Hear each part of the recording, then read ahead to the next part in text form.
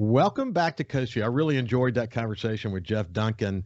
He is the man when it comes to understanding what's going on in this incredibly dynamic Saints offseason. Man, will we come out of this a winner? Or will we have some big holes before it's all said and done? They're making some big bets, and it will be so interesting. And we're lucky to be able to stay in touch with Jeff through the off season and during the season here every Friday on Coast View. Hey, you may have tuned in a few weeks ago when I had my initial conversation with Thomas Genin. He's a restaurant entrepreneur here in coastal Mississippi. He owns the Blind Tiger Marina Cantina in Gulfport. He's building another Marina Cantina in Ocean Springs. We had a terrific conversation, but I said during the conversation that I had regretted that I didn't take a whole hour to spend with Thomas because there's so much to talk about, and we enjoyed it. In fact, I looked this morning, and it's one of the more popular shows we've done on Coast View in recent weeks. And it's what I decided to do with the opening of Marina Cantina Ocean Springs, not far around the corner, and some really interesting kind of sub stories we never really got to. I decided to invite Thomas back and to sort of just continue the conversation. So without any further ado, let me say welcome back to Coast View, Thomas. Welcome back. It's good to see you. So where are you today? So last time we talked, you were, I think, sitting in one of your restaurants. Where are you today? Today I'm actually in my dining room. I was in Ocean Springs earlier, and I'm on my way back. I have to take my little girl to an orthodontist appointment. Yeah, good. So not a dull moment, man, when you're running multiple companies. Mama took her on the first one. I get to take her on this one. Yeah, well, that sounds like what Ann and I did. My wife Ann, we try to share those responsibilities too. Hey, so give us an update. How's the Ocean Springs Marina Cantina going? Man, I just left this morning, and I just got a text message from my construction guy. We should get a CO from the city tomorrow. Really? Yeah, we were given our health department clearance on Friday. If we get the CO tomorrow, we'll start loading up and training and live training, and I'd like to be playing around in there late next week. And by the end of the month, first part of April for sure, we'll be rolling. It's quite a process to open up a new restaurant, isn't it? It is. And, it's taken longer to renovate this building than it did to build Gulfport. Obviously there's some supply chain issues, and a lot of contractors are busier than they've ever been, but I never really anticipated that. But, it hasn't been from a lack of effort. It's just taken us 3 or 4 extra months. Okay, so but let's kind of share a little bit of this with people. The fact is, okay, so you had this incredible location, the former McElroy's location in Ocean Springs, and when you guys developed a vision for how you were going to take advantage of this incredible water location, this beautiful view, these amazing oaks, this great opportunity with deep water access, et cetera. And this building, which, the bones were good, but you made it very clear that what you guys were going to do, people would not recognize it. So sometimes if I've been through a process of renovating before, sometimes building from scratch is easier, isn't it? Man, that's what everybody always says, like, oh God, just build new.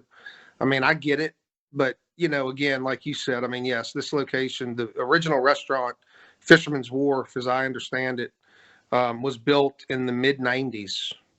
So the location in the building, I mean, in this building, this is one of these restaurants that reminds me of like the Annie's and the old Brazils before Katrina, like land wasn't as expensive then as it is now. So, you walk in this kitchen, and the kitchen in the Ocean Springs restaurant is, probably damn near the same size as the main dining room in Gulfport, because 30 years ago or 35 years ago, people built kitchens. We actually have an employee restroom, like you have all this space, and but we're going to be ready to go. It's going to be a good addition to Jackson County, and the eastern end of the coast. I think this should be a So, fun spot. so for people who have not been to Marina Cantina before in Gulfport, I mentioned the last time we were on the show that I don't think I've ever been there by car. I've always Right. gone by boat. And I mean, that's sort of one of the calling cards of the Marina Cantina sort of brand.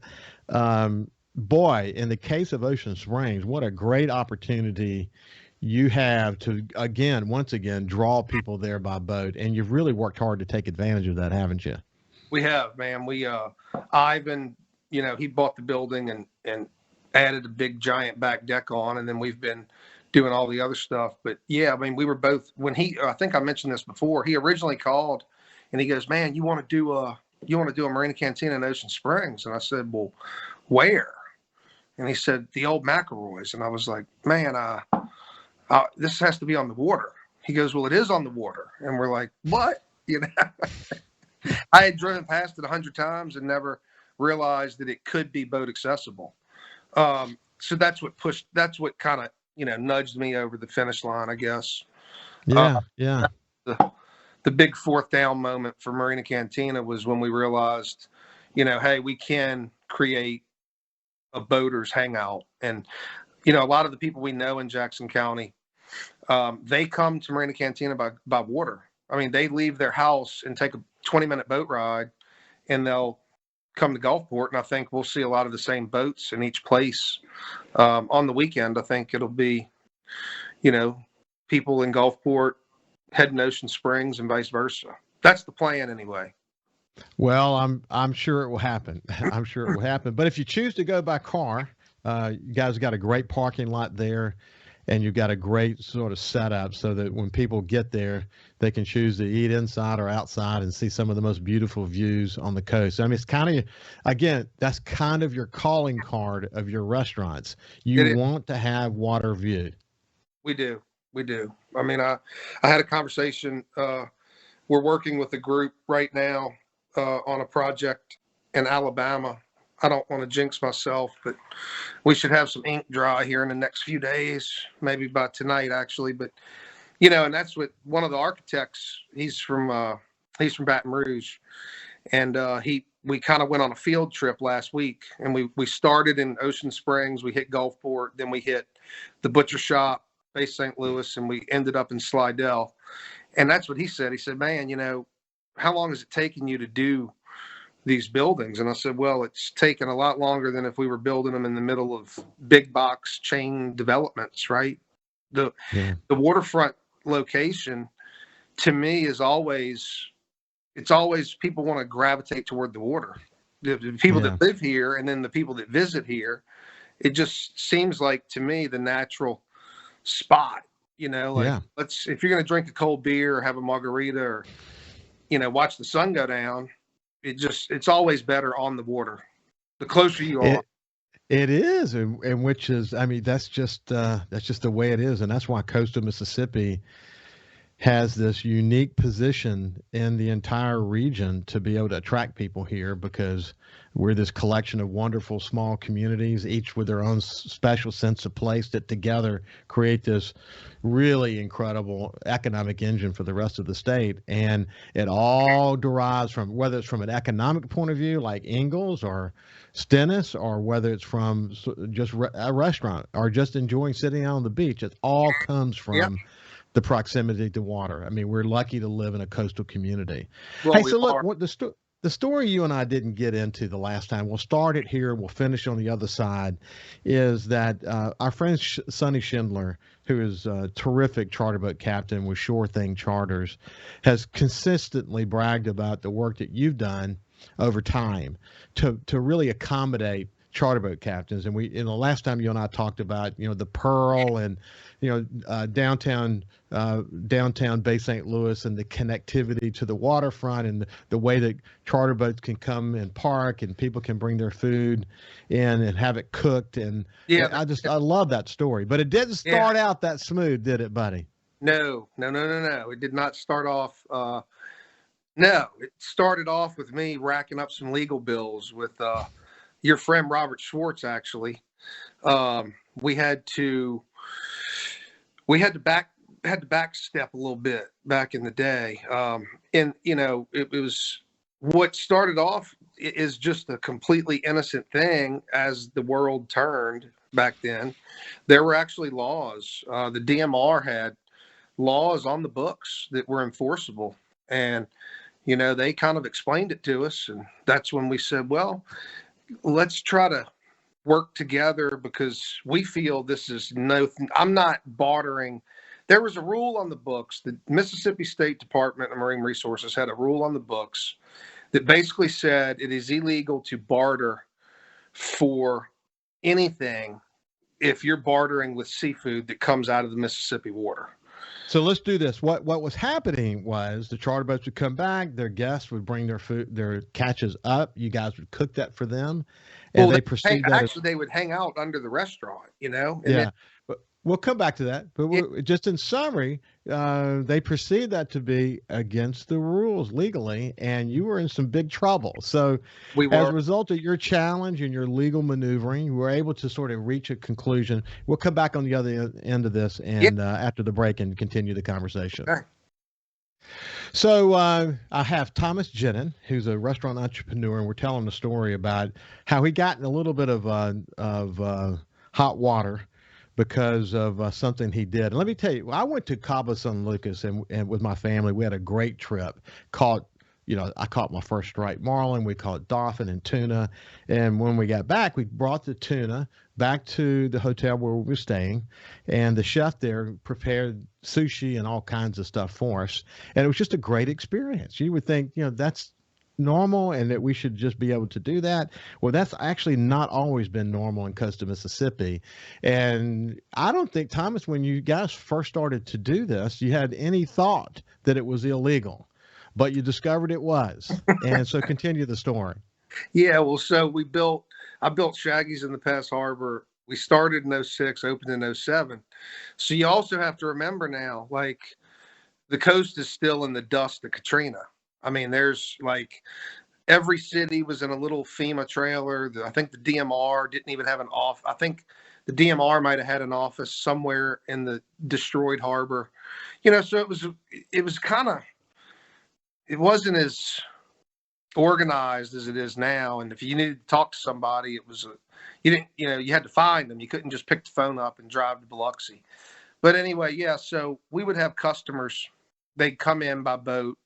They'd been fishing all day or whatever, and they would clean their fish. Maybe we'd clean it. Maybe we'd all be cleaning fish. And then, everybody's standing around drinking a cold beer and hanging out, and the sun's going down. And one night we just started frying a bunch of trout and redfish and letting them eat it. And next thing you know, it was like, man, this is pretty cool, And I had some little stickers made, and we would give them to certain charter captains like Sonny, and all of his shore thing guides. And that way, when customers would come in with their bag of fish, it would have the sticker on it. My staff knew exactly what to do with it, right? Like, hey, obviously just bring this bag of fish to the kitchen. And then we'll fry it and grill it, depending on the type of fish. If it's just speckled trout, we'll fry it, maybe blacken it. But if they have some big redfish or, even some of the offshore guides, I mean, they occasionally bring in some tuna or snapper or whatever. And so we would just kind of cook it for them.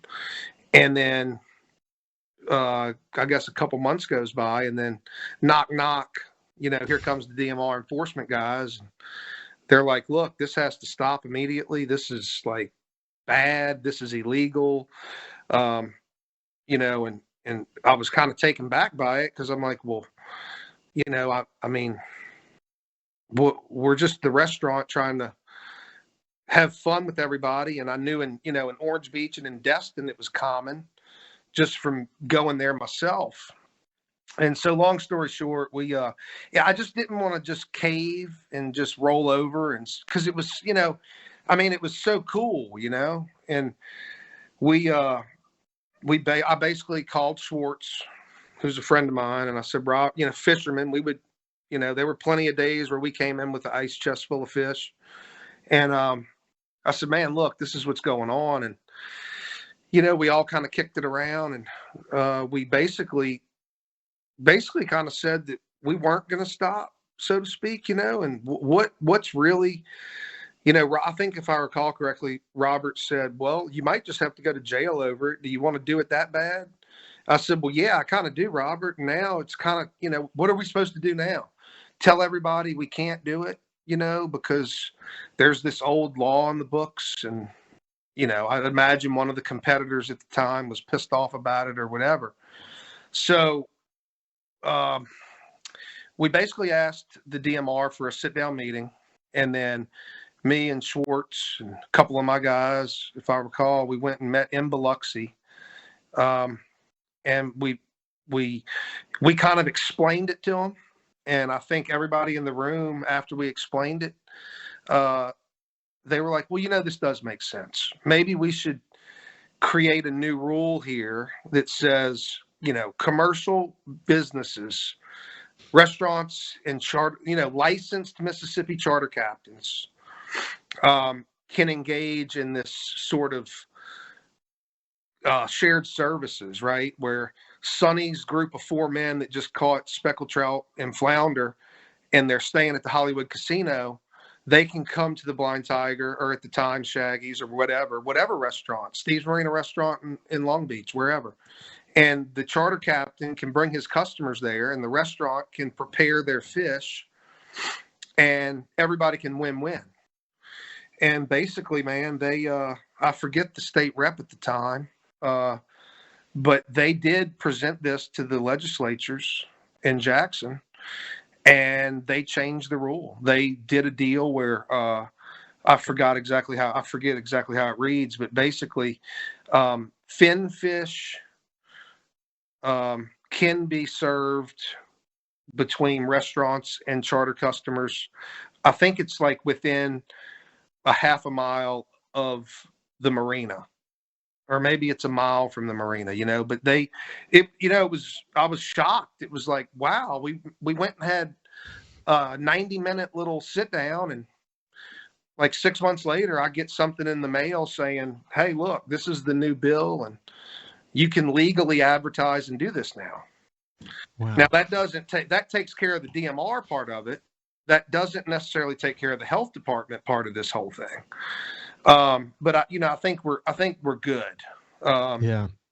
But the health department always has their, they have their rules too and their regulations. And sometimes it's hard to get 3 or 4 government agencies to all just kind of go with what works for one agency.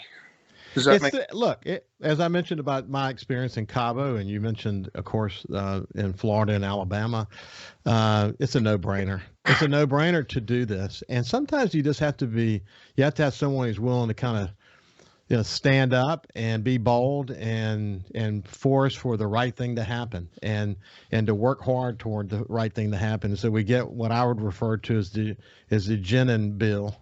Yeah. that comes out of this process. There might have to be more, but Ricky, the other thing is I understood why there was a rule. I mean, you can't have a commercial oysterman can't walk into the Blind Tiger with 8 sacks of oysters, throw them on the back deck of the cooler, and say, hey man, give me a $500 bar tab. Right. Yeah. Yeah. So, but again, it was not as painful as I thought. Yeah. And I think it is a no-brainer. And especially now, I mean, tourism, you can sit in any of even Marina Cantina and Gulfport. I mean, now Blind Tiger Bay St. Louis, Blind Tiger Biloxi, I think Ocean Springs, you'll see more tourists in those locations, but even Marina Cantina and Gulfport, if you sit in there and you just talk to people, we get people from all over, and the tourism and the charter fishing and the people that want to book boats and just do general things on the water has never been stronger. Yeah. Not that I've seen.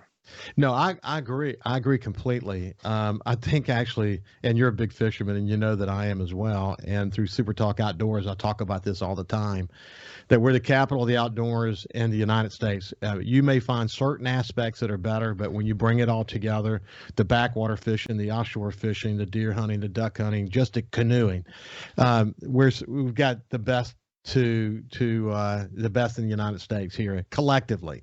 And what's happening is our fishing has become more well known, and thanks to people like Sonny and others like him, we're able to keep that on the map, and people keep coming back time and time again. And when Sonny talks about this ability to be able to work with you, to be able to have you cook the day's catch the way that they do, the way that you do, it creates such a great experience for the people that he's trying to show a good time, and it makes a big difference, man. It makes a huge difference. We're getting near the end of our time together, though. Thomas, what final thoughts would you have about all this? Man, I would say kind of like what you said. I mean, so the other day we did a little tour, and one of the spots I forgot to mention earlier was my marina site down there in Henderson Point, which used to be Pelican Cove Marina. We're going to get that rolling here. We started this week, actually. I'm going to do boat rentals, jet skis, pontoons, floating tiki bars, that kind of thing. But one of the guys in our group, again, out of town, designs a bunch of stuff down in Florida. And he said, man, if you don't mind me asking, what did you pay for this? And I said, well, it's under contract for X. And he just kind of looked at me and he goes, wait, how much? And I said, well, the contract is this. And I mean, the guy, he didn't believe me, and he goes, if this was anywhere east of Pensacola, Florida, this land would be 4 to 5 times the cost of what you have it under contract for.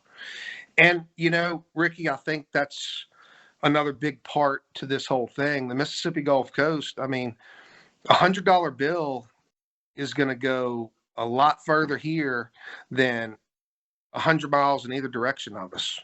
Yeah. As you go east, it just gets so expensive. Yeah. And I think that's going to keep us kind of ahead of the ball, so to speak, with a lot of these things, and especially look at the cost of travel, the cost of fuel, the cost of food. I think the coast might be insulated from a lot of that because it is still the best value from a tourist standpoint. So this has been a restaurant entrepreneur, Thomas Genin. Good luck with your Marina Cantina Ocean Springs opening. Man. We'll come back to you again in a month or so and see how that's going, and we'll keep the conversation going. We really enjoy you as our guest. I'll make sure I'm posted up at the back deck bar down there.